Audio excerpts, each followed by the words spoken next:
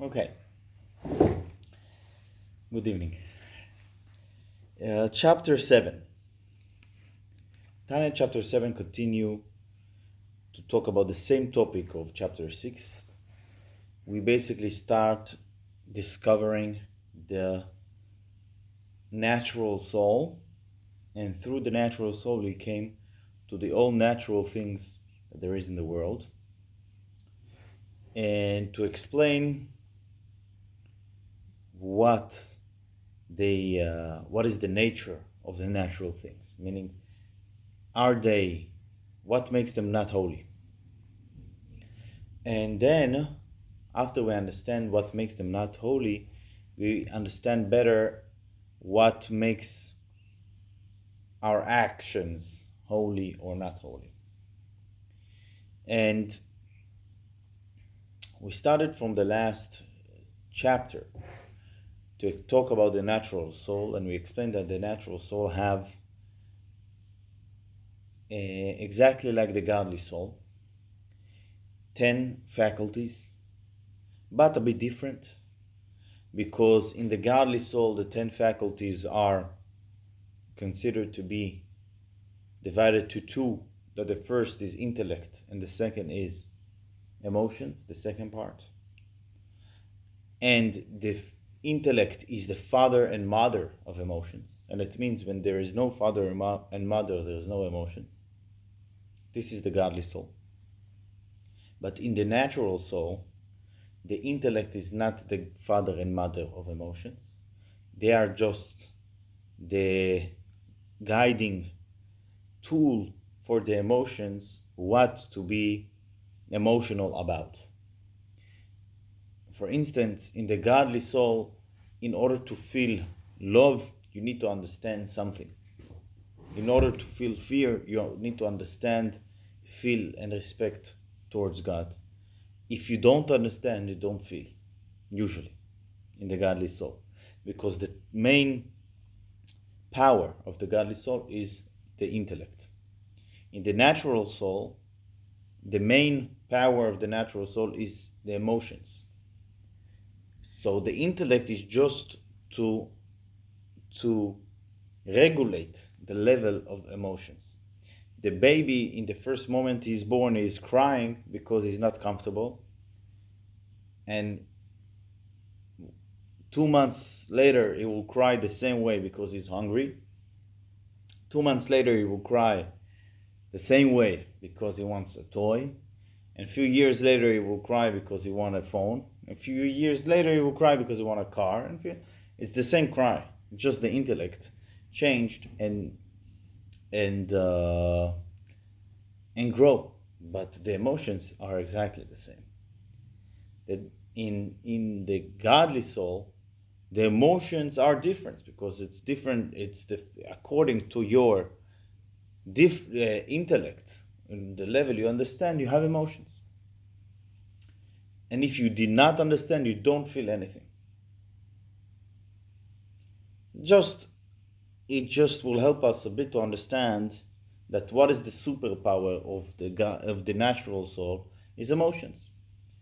And emotions are stronger than intellect. And the godly soul, their superpower is intellect. And the advantage of intellect is the fact that you can control, when you're thinking, you're controlling your emotions. But when you're not thinking, you're feeling the emotions. So what is stronger, animal or a human being? Animal is stronger. But the human being can sit on the animal and guide it. So the purpose of the godly soul is to control the animal soul by thinking, using the garment of thought, creating feelings, and then after you created feelings, the feelings of the godly soul influence also the natural soul, and basically then you control it. But we moved a bit to the difference between godly and natural soul. Any questions about that? No. But what is the core of the natural soul? The core of the natural soul is nature. And the natural soul is natural, like nature, that is not godly. But what makes something not godly?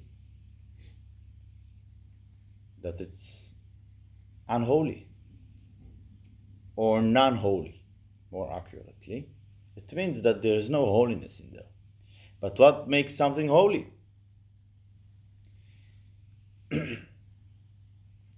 So holy means, again, I'm explaining what is holy in order to understand what is the rest of the world.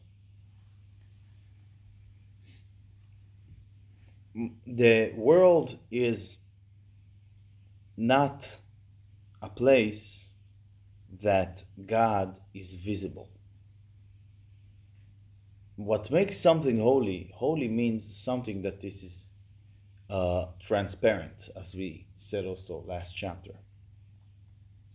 Transparent means that it's not drawing attention to itself. Rather, it drawing your attention to its source, to something that is bigger than him. It's transparent to godliness. Angels considered to be holy because angels, their existence, it's not that they are not existing, they are, but their existence is just screaming, there is a God. And this is holiness. Holiness means that it's something that it's transparent. God can feel comfortable there. It can be revealed. Something that's saying, I am here, by saying it, by feeling it, it's basically pushing God's presence. Sorry. Yeah. It's pushing God's presence away. So holy is a place that God can be revealed freely. And non-holy is the rest of the world. It's non-holy. Why it's non-holy? Because God is not being present there. Why? Because the thing itself doesn't feel transparent to God. It is not transparent to godliness. If you ask the table if it have a creator, the table will tell you no. I don't think so. Why? Because it doesn't feel that he's being created. You just feel that he exists. It means I'm here, it's fine. But it means that God is not here, so this is not holy.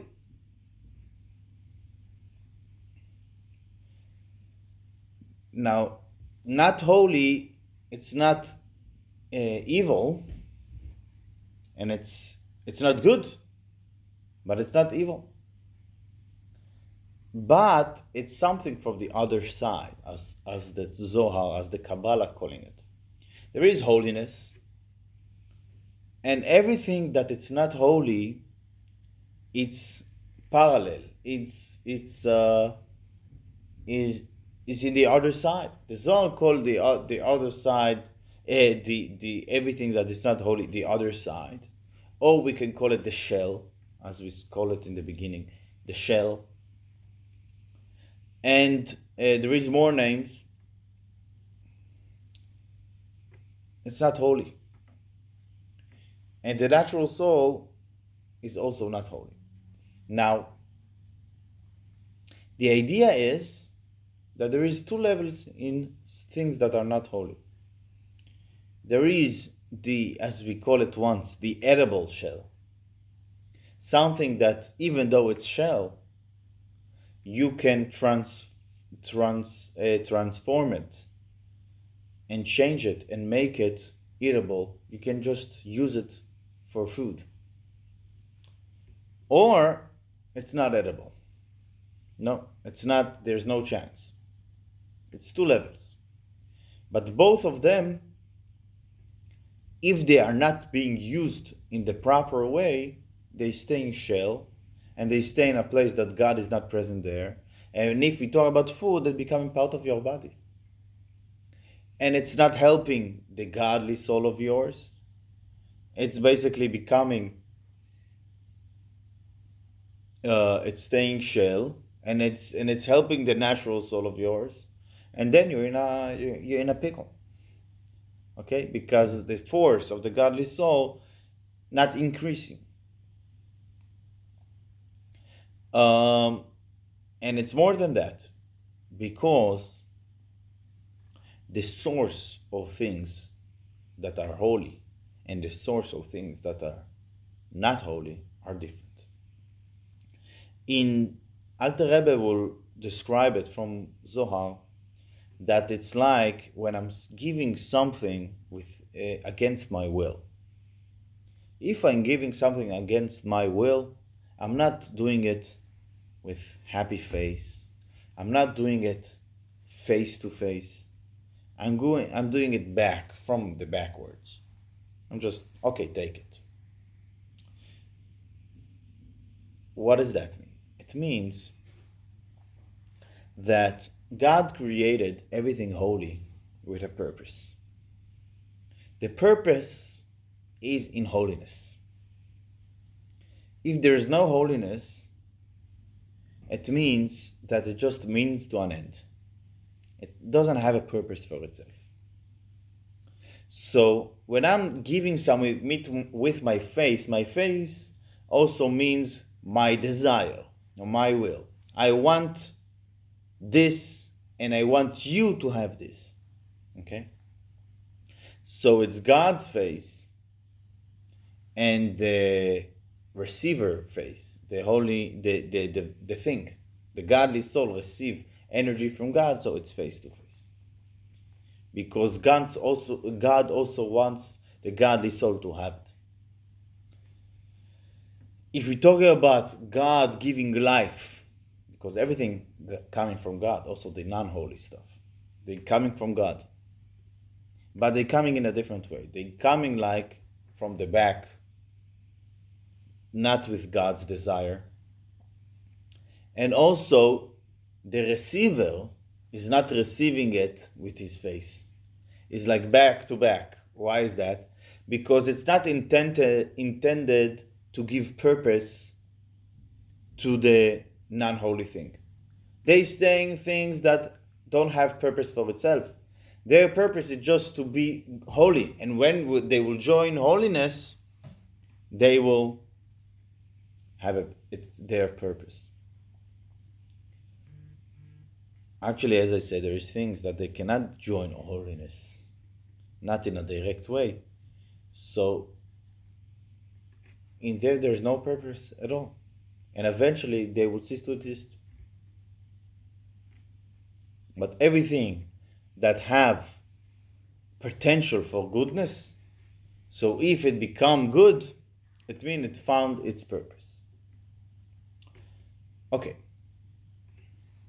So if we talk about actions, there is many kinds of actions in the human being, in the day-to-day life. There is things that person do because he have no reason. He's just doing it because he used to do it. And there is things that he's doing and they are not good. For example, is wasting time in laughter and he's talking about other people. This is a sin to speak bad tongue, it's called. So this is a serious problem. Okay, so the first thing can be edible if a person doing something because he's used to, but it's not something bad. It's not holy. There is no holiness there. Even if it's kosher food and he's eating it, but he's just doing it with no reason, it's not holy. But it can turn to be holy if he used his energy for holiness, for mitzvah. But if he did something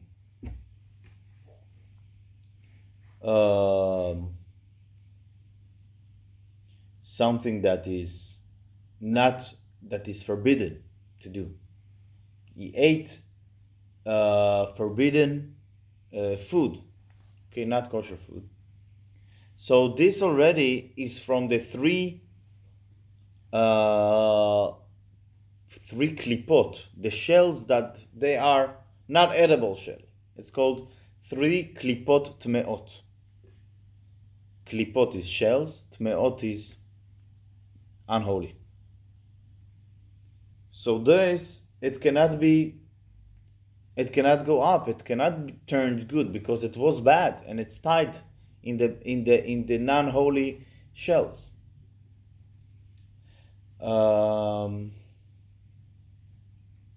Okay.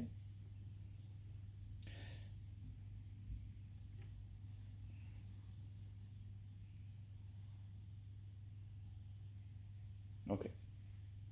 We will see more details. There is, I'll just say another detail. We said in general there is two kinds of shells. There is the eatable shell. It's called klipat noga. Noga, it's bright, so it's bright and shell because it was clean. It's clean. So it's shell, but it's edible or clean. And it have two parts. One is the good part of this shell, and one is the bad part of this shell. So this shell have some goodness in it. In contrast, the bad shells, the not edible shells, is divided to three. So it's called the three not edible shell. Three klipot. So the examples that Alter Rebbe will bring in this chapter, will be, for example, purposeful eating. It means that I eat for a purpose, to be healthy, to serve God. Okay? And you said the blessing, and the food was kosher. This is not holy, because it's not holy. But the food, the food is allowed. It's good.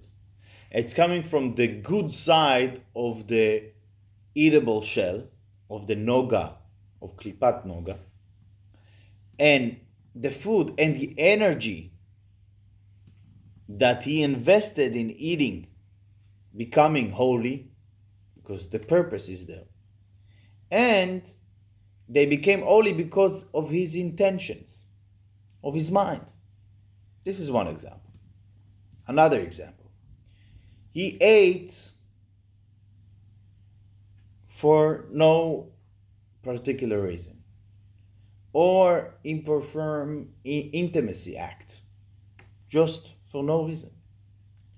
And so those are coming from the bad side of the eatable shell, okay, of noga. He took the food and the energy that he invested in, or in the intimacy, he took the semen and the energy, and he turned them to bad shell, not eatable. Now, is it forever? No. It's not forever. He can change it. He need to regret it properly and to work on himself. There is another way of teshuva to elevate the energy wasted. But because the food is kosher and the act of intimacy that he did was allowed, yes, so you have a way to repair it, because it's coming from the eatable shell, noga, klipat noga. But if he did anything now in the three not edible shell. Okay, it's not divided inside, so because we don't know the difference so much. Because of them, we just know that this is the not allowed actions. For example, eating not kosher food. Oh, he did the forbidden intimacy act. So it's not allowed. So basically, in the worst level of shells, it's against God. There is no holiness there at all. And we're talking again about the energy that he did in the act and the food itself, and the same thing about the semen and the energy that he invested in it. But here, even though it's stuck because it doesn't have a way to go up because it's not allowed. It's stuck in the 3 levels. But there is the concept of extreme tshuva, extraordinary or extreme teshuva. But hopefully we'll have time to talk about it. But extraordinary tshuva, it means that it's stuck, because extraordinary, it's extraordinary. It's not ordinary. It doesn't mean if you will use this energy that from the food, the non-kosher food that you ate, you will use it for holiness, it will not go up. Why? Because this energy is created by non-holy thing, or more accurately, unholy thing. Okay, unholy thing. It cannot be elevated. But if there is no possibility, for example, to have kosher foods, in case of extreme, so the food became kosher. You know this. What does that mean? It means, for example, there is a law that in time of war, the soldiers can eat even pigs. If the law said so, it means that, so it became kosher. Because the godly energy is dependent on the law of the Torah. In Soviet time, for example. When there was hunger, yes. People, yes. Yes, it was hunger. Or the children went to school. Yes. I mean, yeah. If you had no choice, this is a different story. But I just want to, again, to emphasize this. If it's from the 3 levels of klipa, not noga. Noga is eatable.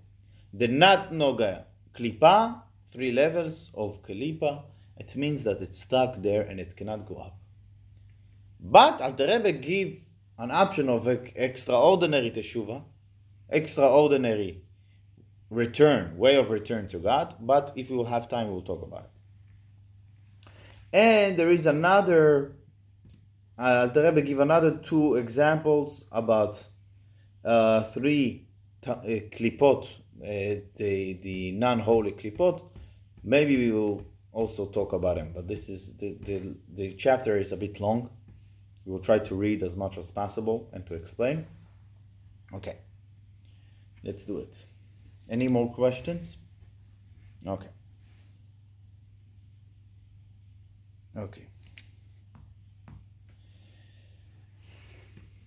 I don't see the pages now, but we are in the beginning. Yeah.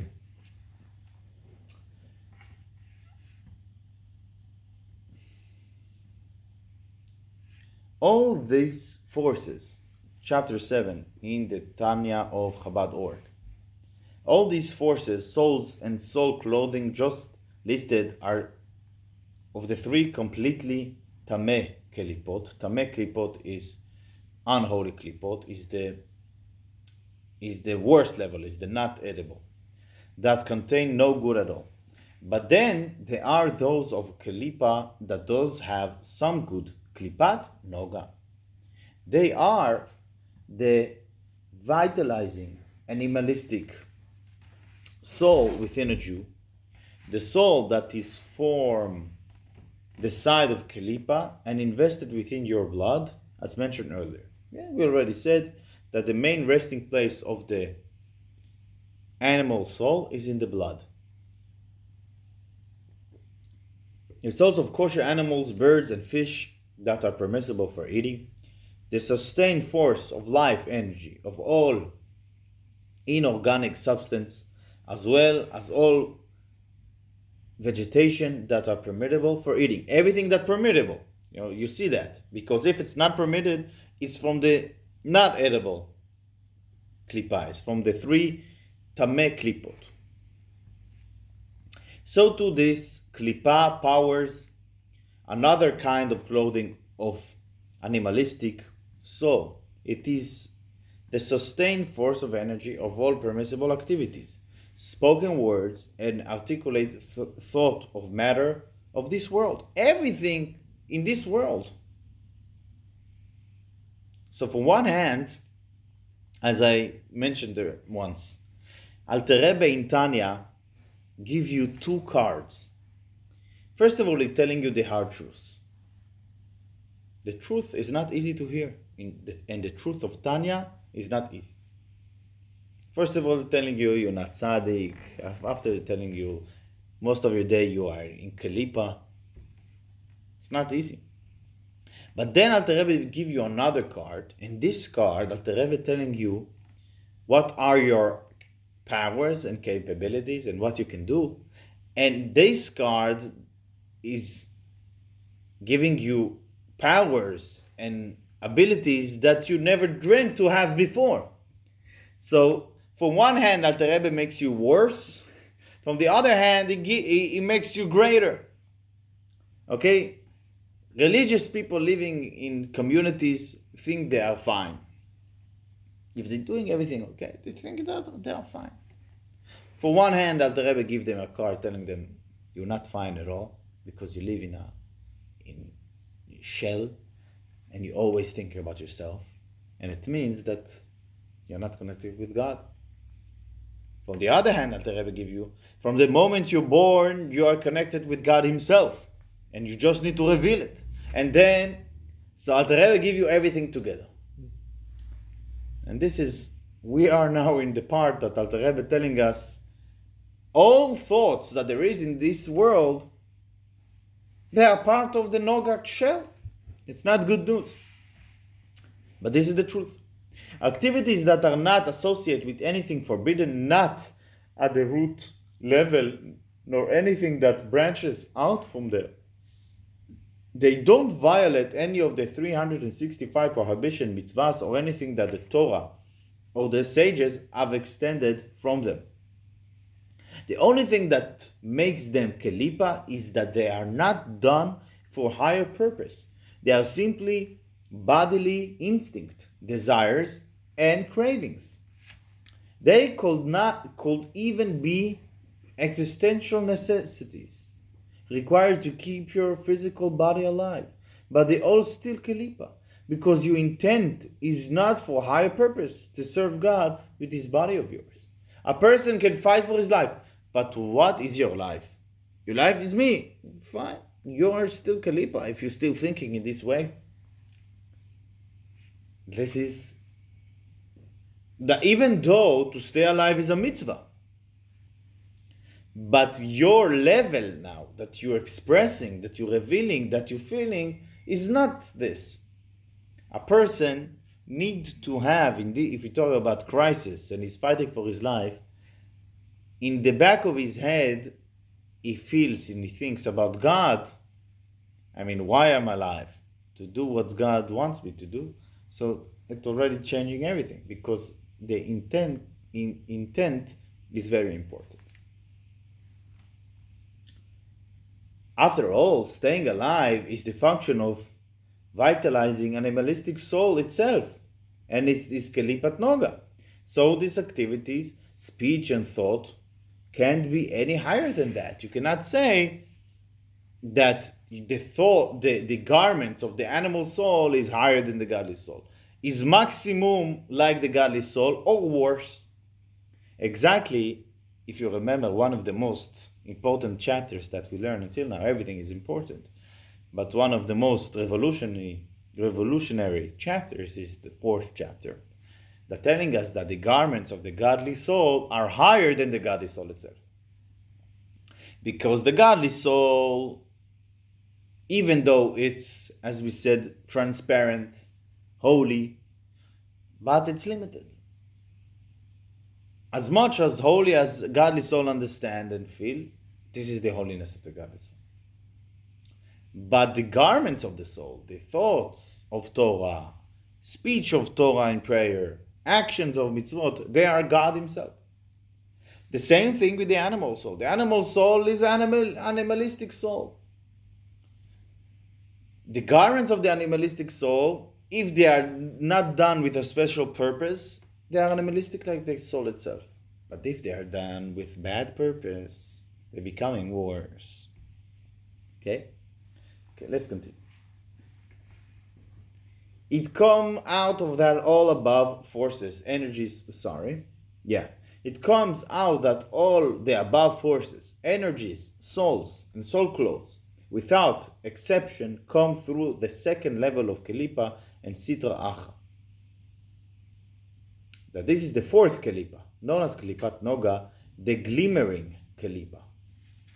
Yes, why it's called the fourth? Because there is 3 levels of not irritable Kelipa, and there is 1 level of shining Kelipa or glimmering Kelipa, Kelipat Noga. Altogether, these are 3. You have this? Yeah. Altogether, these are 3 categories that receive their energy through Klipat Noga. Your human animal soul, the consumable for that soul, and her permissible soul clothing. Okay.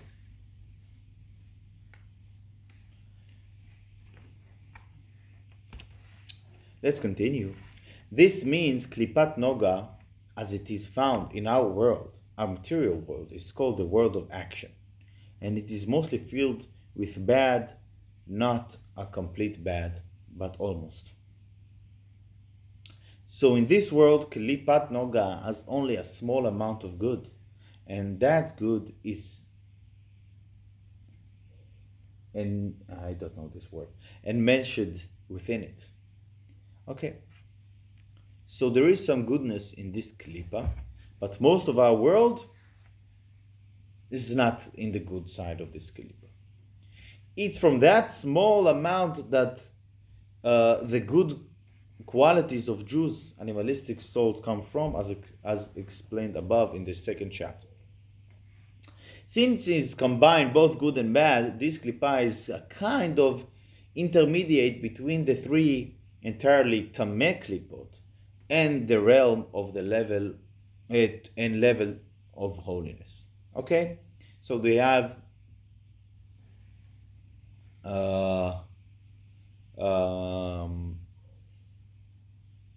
good and bad inside Klipat Noga, but most of it in our world is the bad part, but there is some goodness in there. As with any intermediate, it combines something of each, the good of holiness and the bad of Kelipa. The good is drawn upwards, while the bad is drawn downwards. What does that mean? There is some kind of mix, but with any action that we're doing, there is a result. And the result is one of the 2. Or the action is combined with the goodness of this Kelipa, or it's being drawn down to the bad side of the Kelipat Noga. It's not staying mixed. I'm not doing an action and it's mixed. It's good and bad. The result is either good or bad. In this level, of course, everything in our world is mixed. Even mitzvah can be mixed, and even a bad thing can be mixed. But we're talking about the purpose and the holiness of this mitzvah. It cannot be mixed. It cannot.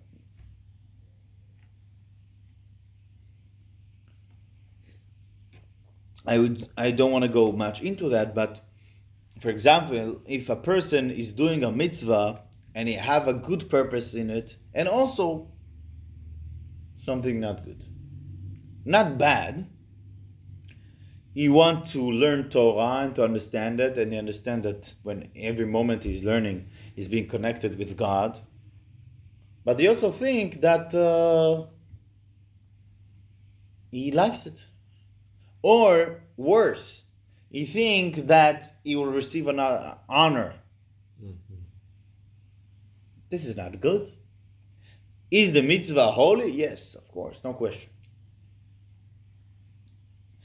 Why? Because the criteria that we gave is this allowed? Is this a mitzvah? You have the intent correctly? Yes. The intent is not fully correct. That's why it can have bad effects. But it's a mitzvah absolutely. Okay.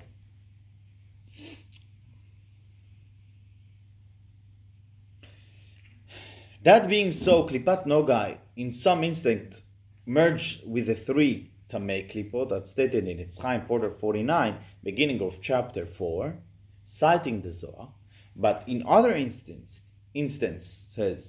it merges into holiness by rising up to that realm and level. This occurs when the good emished within Klipat Noga is disentangled from the bad. The good then dominates over the Kalipa. Yes, so before that the good was entangled, mixed. But then when you doing good with this, you basically finding the purpose that was mixed inside it. And then when the purpose is shining, it's taking over. It's taking over all the existence of the thing that you used for holiness. The good then dominates over the klipa, rises to the level of holiness and merge within it. It's very simple. When you took an iPhone and you use it for good, you basically revealed the reason that God created this. And this reason take control of everything. It merged. Before that it was mixed. It was nothing. It was both of them. It was bad and good. And you did the purpose, it served its purpose, the purpose taking control over, and then it's joining the holiness. Okay? I just want to say,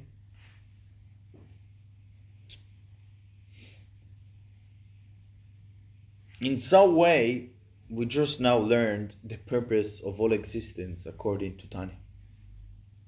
Because eventually, we are ourselves animal soul, that inside there is a godly soul. And the world is natural soul as well. And the reason that God created the world and us in this way is exactly for that. To find the purpose and the holiness that there is in everything, and to elevate it for holiness. He did not create us to be engaged only with holy things, rather to be connected with things that in their default they are not holy.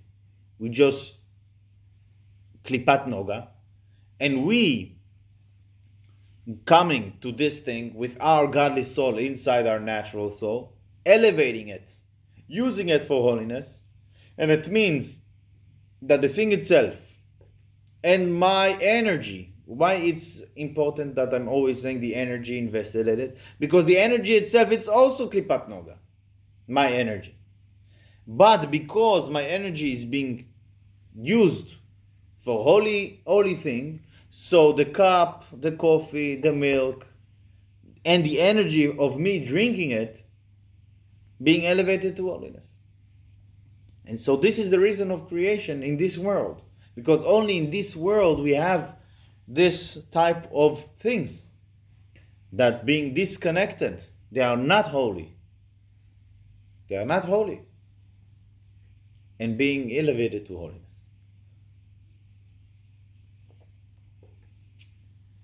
But we are not talking still about the natural soul itself, not about purpose of creation.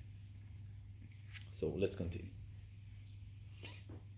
Rabbi Shneur Zalman now describes three modalities of clothing of the animalistic soul, three ways that she can invest itself into her thoughts, words, and or activities. One way transports her energy upwards, another downwards, and a third way permanently entrap it. Those are followed by two exceptions. For each kind of investments, he provides two examples. The first of each set involves consumptions of food and drink, altering his status as well. Altogether, there are 8 instances discussed in this chapter, each adding something new. A chart of this is provided at the end of this chapter. We will see it also. How can you make this happen? How we can upgrade the energy of Klipat Noga? You eat marbled beef and drink spices wine. Why? To expand your mind, opening it to God's presence and to His Torah. As Rava, the Talmudic sage, said, wine and fine aromas are mind expanding. He did it in order to learn better. It affected for good. The wine was kosher, the meat was kosher. They were holy? No. They were not holy. He didn't talk about holy wine. He talked about regular wine. But it helped them understand Torah well, and this is the reason that he did it. Okay? Or you might eat that beef and drink that wine as a means to fulfill the mitzvah of enjoying Shabbat or Jewish festival.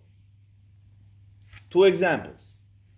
In such instance, you disentangled the good from the bad in the energies of this meat and wine. They were originally channeled through Klipat Noga. Now they rise up to God as a sacred offering, because it's food, and every food that we eat is like a sacrifice.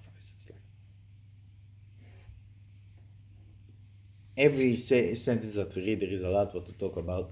As you see in the blue parts of the Chabad org, they're expanding a lot. Now another example of something natural that being used for holiness, not food. Here's another example. You share some humor. Why? To open up your mind and cheer up your heart, so that they are open to God's presence, His Torah, and a connection with Him in prayer, because all this must be done cheerfully. This is what Rava did for his students. He would begin his lecture with something humorous, starting them off with a good laugh, opening their minds and hearts for the Torah study that followed. We know that when a person's saying a speech, it's always better to start with a joke. And after the joke, everyone is more relaxed and listening. So he did it. So to joke in Judaism, it's not good. Why are you joking? Joke means you relaxed, but if you joke too much, it's not good. It means that you don't care. It means that you are not serious. It means that you're wasting your time. But if you did it for the good reason, so it's good.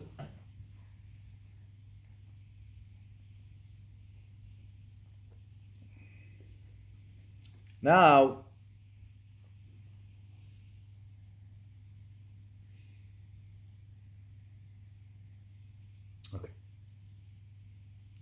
we will learn how we're downgrading Klipat Noga. But then you have someone who gluttonously indulges in meat and guzzles down wine. Means he just loves the meat so much that he eats it, simply to satisfy his craving of his body and animalistic soul. We're not talking about not kosher. Of course it's kosher. But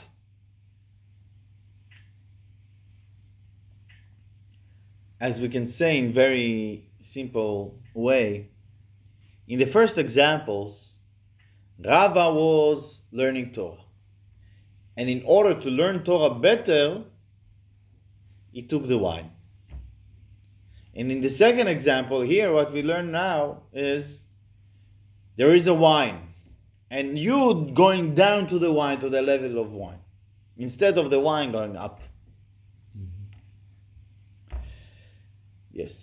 The bad side of his animalistic soul is manifesting here, specifically the bad element of water, one of these four bad elements from which craving emerge. We talked about it, that in the second chapter, that in the soul there is four elements, that they are the origins of feelings, and the craving feeling and the pleasure coming from the element of water. Consumed in such way, the energy of the meat and wine he has ingested descends and merges temporarily into the utter badness of the three Tameh Klipot. Temporarily, because it can be changed. But for now, and we need to remember this, it's inside your body.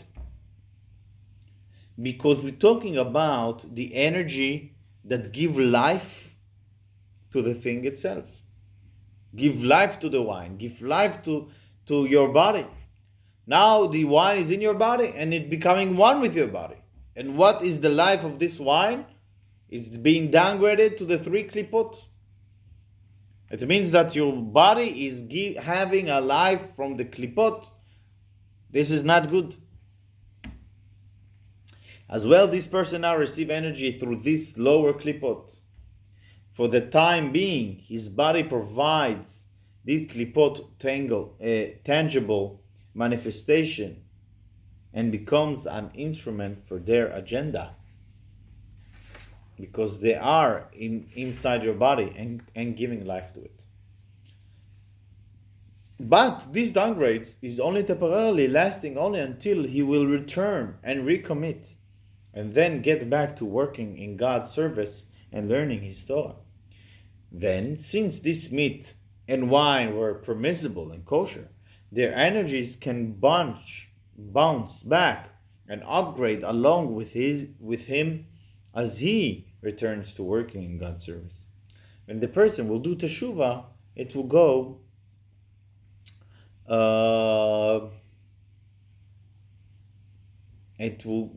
it will return again to God. Okay.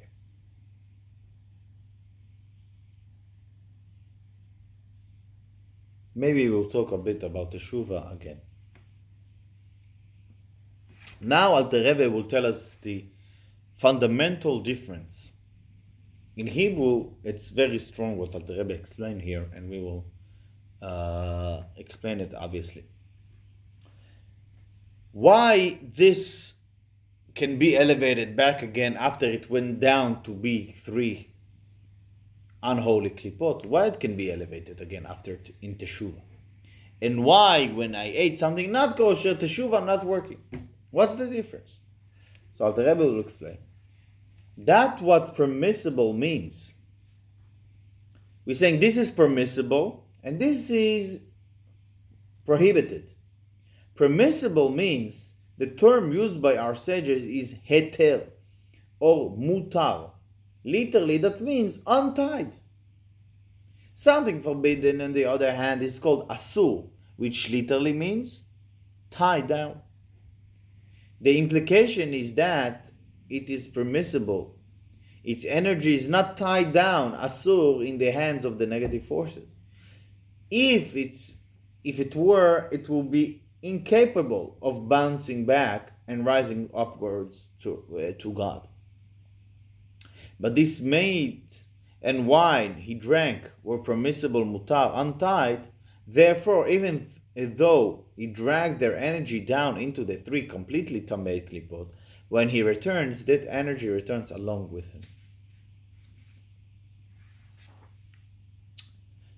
Okay, it's fine, but there is some effect. Just that the residue of that initial bad energy state remains in his body. It's due to the residual kelipa that the body requires, that's called thrashing in the grave, a kind of cleansing of the body after death. This will be explained later. Yes, the problem is that your body for a while received this life from the three klipot meot. They're not eatable. So, and it stayed. It became elevated, but still the body had life from them. That's why in order to be totally clean, after death there is some process that the body going through. The same applies to a married couple intercourse when she is tehora, meaning everything is kosher. Although their intercourse is permissible, nevertheless, if the man fails to sanctify himself with a proper frame of mind, and his semen is discharged in a state of animalistic passion, its energy descends and merges into the three completely to make lipot. Yet, as with a permissible meat and wine, that energy can still be rescued and rise up along with him when he returns and commit to living life in God's service. Yes, so if the intimacy act was made not for the right intentions, even though everything was permissible, it means that it's already not holy. Not holy. And not only that, it being downgraded.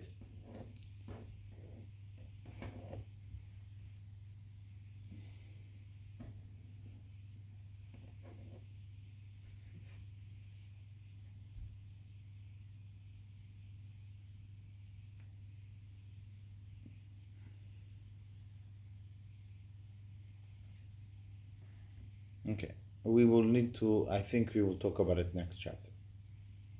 But now we will go to already the three unholy klipot, non-holy, or unholy klipot, meaning tamei klipot, as we call it here, the not edible shell. That's not the case when someone eaten forbidden asur food or engage in forbidden intercourse.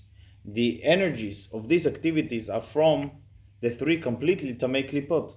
They are permanently tied down, permanently tied down, bound in the claws of negative forces. This is another factor that affects these energies. Aside from the considering what energy they are and where they have been invested, you need to consider how firmly they are anchored to that place. In effect, they are upward investments, downwards investments, and locked down investments. So there is things that you can rise up or downgrade down, and there is things that you cannot change them. This is asur. They are prohibited. They are tied down. The three properties of all things: what it is, where it is.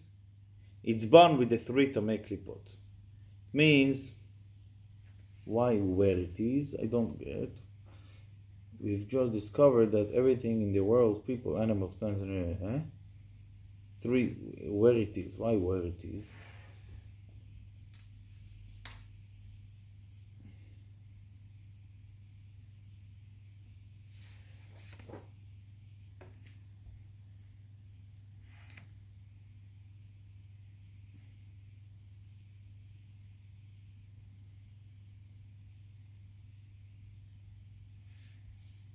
Okay.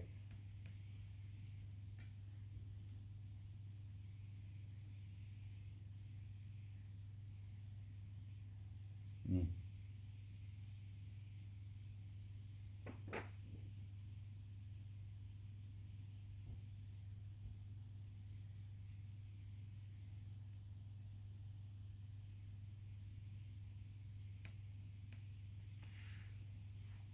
Okay. Yes. So in the tablet here, we can see that there is three kinds of drops. You see it? Mm-hmm. The white, the most light one is holy. The mixed one is noga, and the blue one is the three is the three unholy klipot. And then in the second round, we have here. Where is it? Yes, exactly. Yeah. This is representing how it's going up to holiness, and the third one representing how the three to make klipot is tight. It cannot move. Okay, let's continue. I just wanted to understand the tablet better. Okay, they can't rise out of there until their day comes in the Messianic era. So there is a time that all things that are prohibited right now will change. When death, meaning klipa, will be eliminated forever. As it's written about that time, God will remove the spirit of Tuma from the earth. All this energy of the earth could return from this klipot when you return to God with a powerful teshuva. We already said that there is extraordinary teshuva. And now he's talking about it. So powerful that your deliberate sins become your virtues. The bad energy itself becomes a positive force. What kind of teshuva is that? Teshuva out of love from the depth of your heart, a great love and yearning from a soul that longs to bond with God. Your soul thirsts for God like a parched, desolate land thirsts for rain. For she was lost until now in a desert of dark as death. The desert of Sitra Acha is the other side, at the ultimate distance from the light of God's intimate presence. And due to that, your soul thirsts more fiercely than a tzaddik souls could ever thirst. As our sage says, those who sin and return attain highest that tzaddikim cannot attain. It was concurring teshuva. It was concerning teshuva out of such great love that the sages said their deliberate sins become virtues. How could sins become beneficial? Because it was the distance they causes that brought you to such great love. So here Alter Rebbe gave us a very interesting and important point. A person can return to God for many reasons. A person can just feel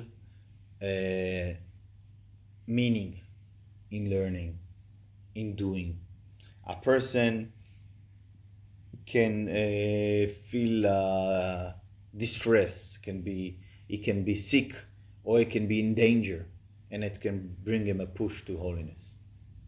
And a person can wake up someday and feel strong desire to godliness after a long time that he is being disconnected. And this desire is very strong. And this desire brings him to teshuva, to return to God. But what brought the desire? The distance. The distance brought the desire. So because he did sins from the three klipot meot, so his soul one day felt so far that his soul said, enough, I want to go back. So what drove this journey back, the godly soul, of the godly soul, what drove the journey back was the sins. So the sins themselves, the three levels of klipot me'ot, they becoming holy as well, because they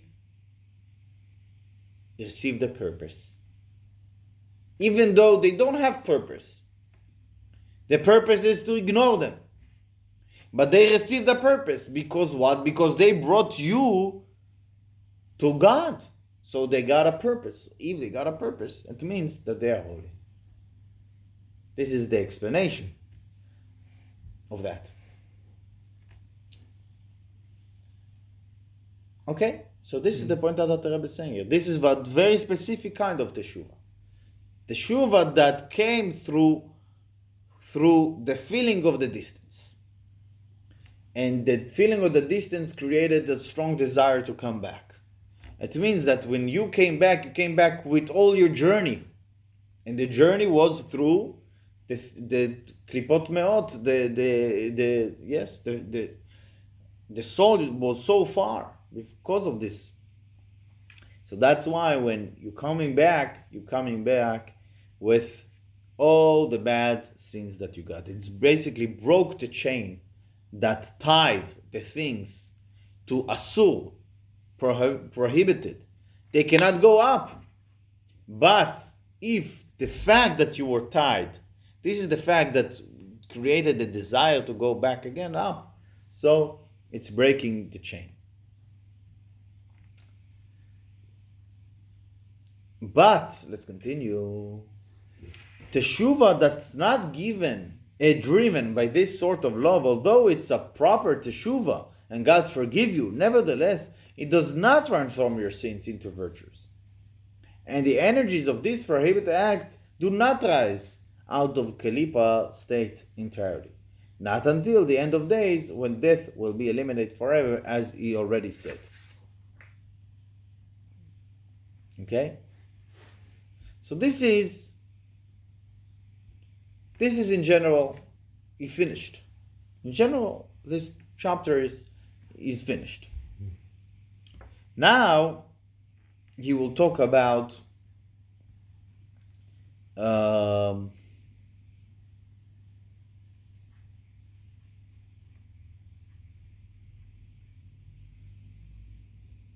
two exceptions.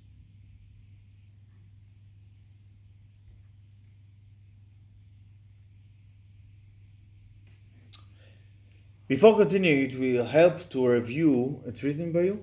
Yeah. Yes. It will help to review the sequence of examples in this chapter.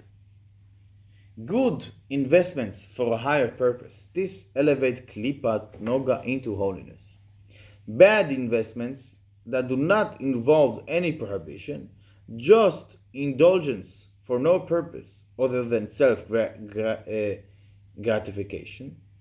These are not asur, tied down, and can be retrieved just by walking yourself back to your true self and purpose. Okay? 3. Investment that involve prohibition, such as prohibited foods or relations. The energies you invested are of the lower klipot and impossible to retrieve until the Mashiach comes or until you return with a teshuva powered by klipat itself. Okay? Is this understandable? Now Rabbi Shneur Zalman concludes with two exceptions that demonstrate this notion of tied down energies in very real and practical ways. Okay. Although the energies of semen released in a prohibited act is tied down of the lower klipot, the grip of these forces is not always the same. So there is levels in a prohibited act of intimacy that makes the semen be tied down to klipot. The energy of semen that was ejected through masturbation descends and merges into the three tamei klipot. Nevertheless, it doesn't become a tied down, as it will be in forbidden intercourse. It can ascend from there through the appropriate teshuva, along with intense focus when saying the bedtime Shema. Bedtime Shema is the Shema Israel that we sang before going to sleep. So it's very interesting that this specific act of saying Shema Israel with a specific focus, intense focus, this is one of the steps of Teshuvah for this act. The problem is, he will continue and explain.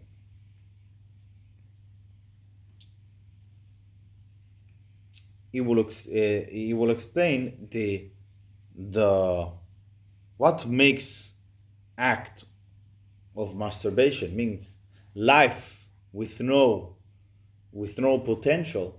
What makes this so different than other sins? This is something we know from the teaching of the Arizal. It is also hinted in the Talmud when it says anyone saying the Shema before going to sleep is though he holds a double-edged sword, meaning it's very strong weapon to say Shema Israel. The Shema eliminates the bodies of the negative forces that become investments of the semen's energy. Once they are eliminated, this energy ascends back to its place, as it's known to those familiar with Kabbalistic teachings. That explains why the sin is deliberately wasted semen is not mentioned in Torah among the forbidden tie-down sexual acts. Although in another respect, the sin is deliberately wasting semen is more serious than them. This person bears a major sin for generating and multiplying many times over the amount of Tuma and Klipot, increase them very, very much, far more than with forbidden relations.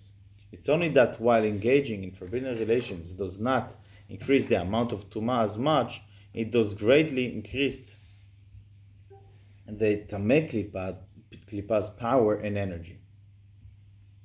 The Klippa is strengthened so much to a such degree that he can't lift that energy back out of their teshuvah unless he will do teshuvah out of such great love that these deliberate sins become merits for him. Okay.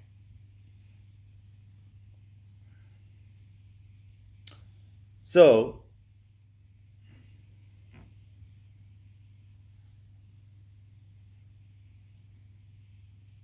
the differences between prohibited relations then masturbation is that prohibited relations, they adding the energy is going into someone, and that's why it's adding more life and energy in the kalipa. But if it's wasted, it just wasted. So there is two sides why what is worse. On one hand, the Torah did not wrote about masturbation because although it's worse, because in the forbidden relations he's adding more powers to a worse shell, to a worse kalipa. Why? Because of the specific way of the act. He explained it according to Kabbalah in the marginal note that we will not read. So I would just say in one word, the world is, to explain this Kabbalah concept, the world is built in a way that things will be stronger. A person is giver and receiver. So sometimes we receive, sometimes we give. And only when there is both, it means that something is real, something is stronger. So that's why when there is in the act of prohibited relations, the giver and the receiver, the male and female. That's why is more makes the kelipa more stronger. That's why it's mentioned in Torah. This is the Kabbalistic explanation. But when there is no receiver, it's worse in a way. But there is no receiver, so it have more chance to go back. It's worse from one hand because it's being totally wasted. From the other hand, because there is no receiver, it have a chance to go back. So this is a note, but this is a Kabbalistic concept that I myself don't know much about. So this is the summation of this chapter. But let's try. There is some in the end, another few lines. Let's see. Yes. That explain the statement. You see that? Mm. That explain the statement of our sages. Wow.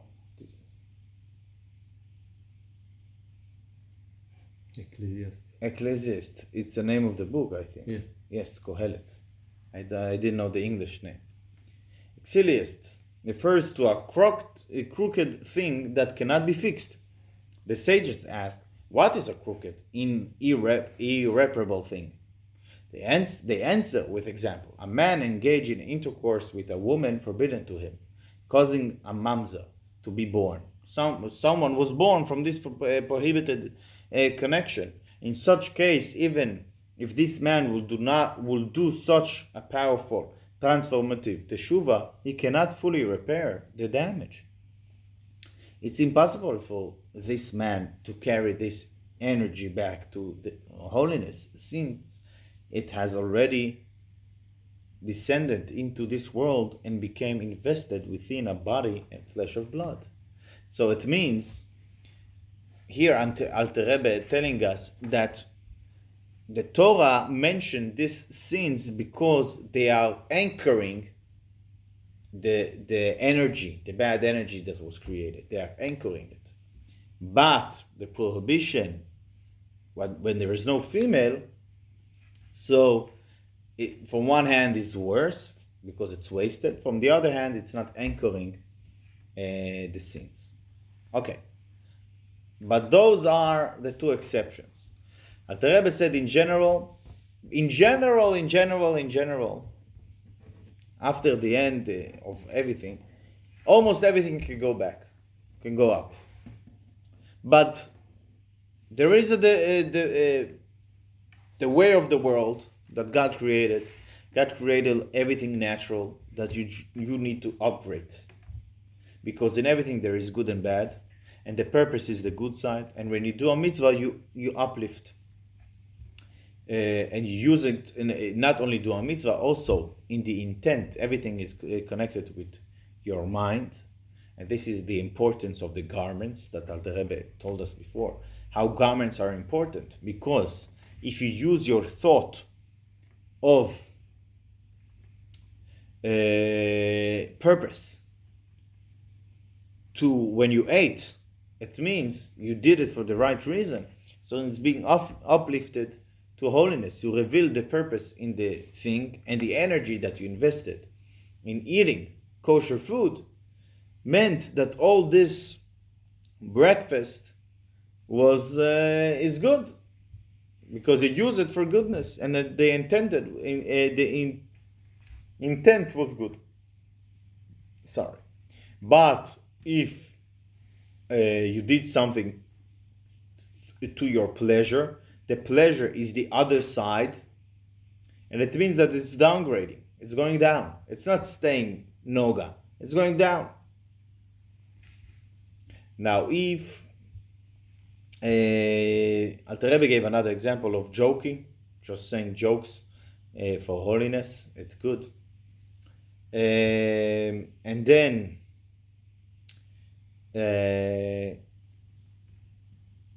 if you take some things that are prohibited, that they are asur, they are anchored to the three tamei klipot, so the food and the energy, they are permanent in the three klipot. But if you did extraordinary teshuva, they can come back.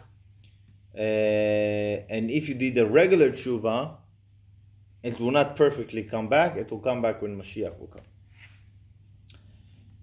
Yes, okay. And then he gave two examples, two exceptions. One is wasting semen, and then the semen energy, it's becoming permanent in the three klipot meot, but there is teshuva and Shema Israel that can bring it back.